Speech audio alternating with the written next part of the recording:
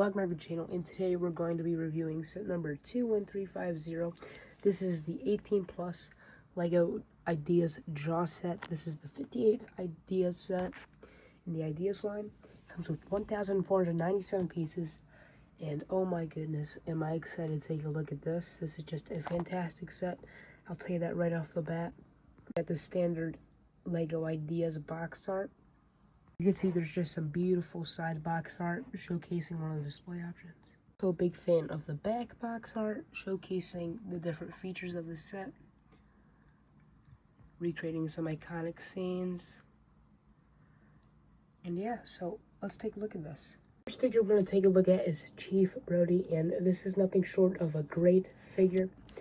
I am a big fan of this one. You can see his accessories are just a gun piece and some binoculars. And he's just got some great printing, dual molded arms. Very great for customs, I will say that with all of these figures. Some very nice head printing. And you can see there is another head print with him kind of smirking, you know, when they're drinking in that one scene. I am a big fan of his torso printing. Very casual, great for customs again. The figure we have here is Matt Hooper, and he is just a fantastic figure, coming with two accessories, which are this and his camera.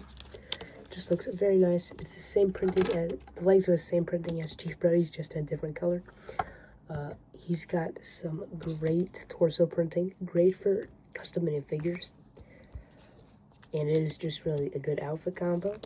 He's got a very nice hat and hair combo, great head printing with a slightly angry expression, secondary expression. Next up we have Quint, who is just a fantastic figure. He's got a little machete as accessory and a harpoon gun. And this is just another great figure.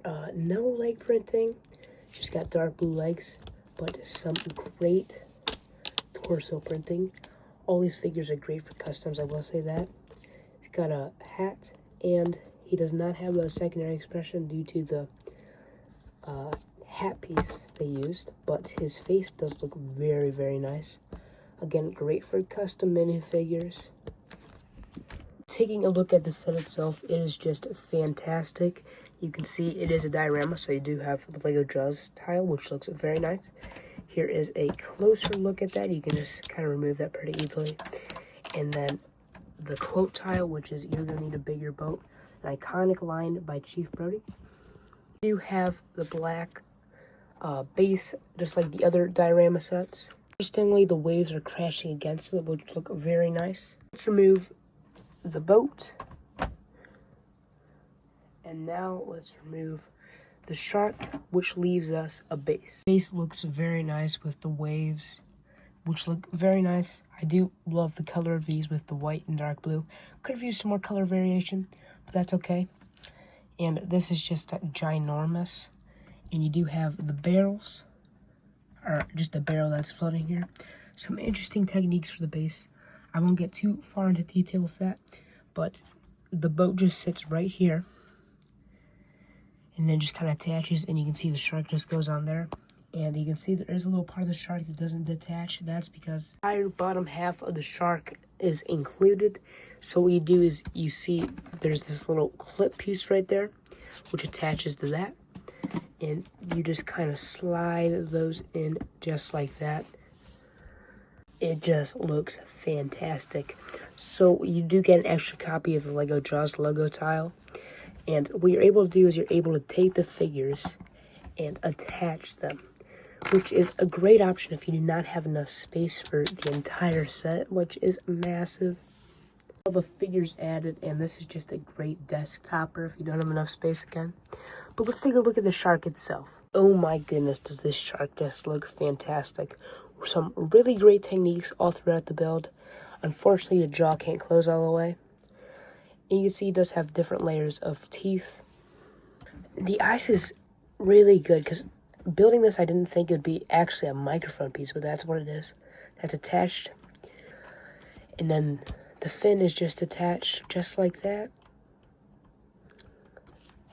And all around, this is just fantastic. You can see here, this is where the base attaches. and the fins are just clipped on. The tail is very flimsy, it just falls off really easily. And I do like the back fins. Look at the underbelly. From the front angle, he does look a little bit goofy, but hopefully you're not looking at it like that. You can see the different angles do look very nice. Just at the front angle, the shaping of this overall is very nice, especially for Lego. Here is a better look at me just reattaching that. You can see it just kind of goes in like that, and it looks very nice. Look at Quinn's boat, the Orca, and you can see there is a very nice 2x6 tile that says the Orca and is kind of rusted off. I really do like that effect. But this entire ship is just filled with so much great building techniques. Filled with so many little details. That is naturally tipped upwards, and that is due to the way it connects. But yeah, it is very nice. It's a view from up top, and it is just very impressive to look at.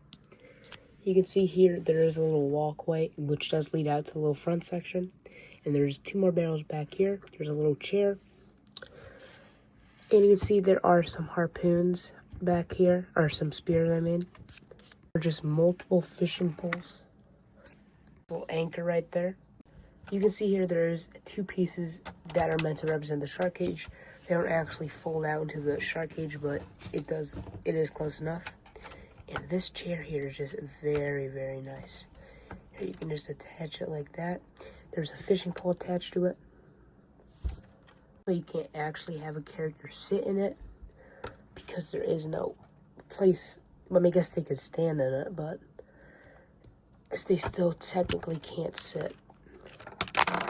Doesn't even work very well anyway. There's a little chum bucket for Brody to chum the waters. Here's the anchor for the shark cage, which is very fragile, as you can see here. However, it is very satisfying, and it just swings back and forth. And then you do have a life vest, or I don't even know what it's called, a safety harness, or whatever. And here, I'm not sure what this is supposed to represent, and this are the canisters that ultimately ended up killing Jaws. Very great inclusion. I'm a big fan of the way they built the ladder, which is just clipped on. Way up there, it looks very nice. You can see there's a little bell there and a flag with some ropes that are attached down. And that is just connected through some axles. If you're wondering, there are multiple spots to place your minifigures. Entranceway to the interior, you can see how that looks. Take a look at the interior. So you take that section off, and then you get a good look on the inside. The interior is pretty small but compact. You do have some great techniques. There's the little steering setup, or the control area. There are some notes right here, a compass, a coffee mug, and there is a little clock right there, a clock piece right there. And there's another coffee mug, a map, a radio, and a couch. It's removable if you want. This is just a great print. A better look at that couch right there. Funnily enough, this piece doesn't even clip on. Like, it just kind of sits there. This section is probably the most compact, tiny section I've ever built. There's just so many little Easter eggs, starting off with this jaw, or the shark jaw, which is supposed to represent. There's this little light up top, and a very nice driving console, which obviously drives the boat.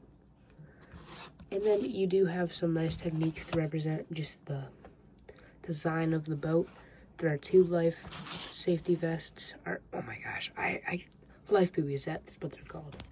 We're able to turn the light back and forth. This is such a good, compact little section with some great techniques, particularly snot techniques. You can see those are just, attached on the side, which gives it great shaping. Of what it looks like from the front. It is just very tall. Here, let's try and get it on camera. There it is. I think it's taller than it is long. While we're here, we might as well get a full 360 view. You can see that looks very good from all angles. Look at the underside so that we can attach it. It just kind of sits this little piece. So I'll show you that real quick. So you just kind of plop it on, and then you just kind of rotate it, and then it'll like fall into place. You can see there.